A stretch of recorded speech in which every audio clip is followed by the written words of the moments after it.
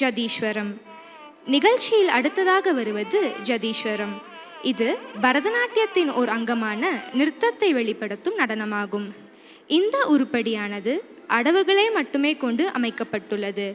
இதன் சங்கீத அமைப்பும் சாகித்யங்களும் எதுவும் இன்றி ஸ்வரங்களாகவே ஆனது. ஒரு சிறு ஜதியுடன் தொடங்கி பின் ராகத்தின் ஸ்வரங்களுக்கு ஏற்ப கோர்வைகள் அமைத்து ஆடப்படுவதே ஜதீஸ்வரம். ராகம் கல்யாணி, தாளம் ரூபகம். இயற்றியவர் பொன்னையா பிள்ளை அவர்கள்.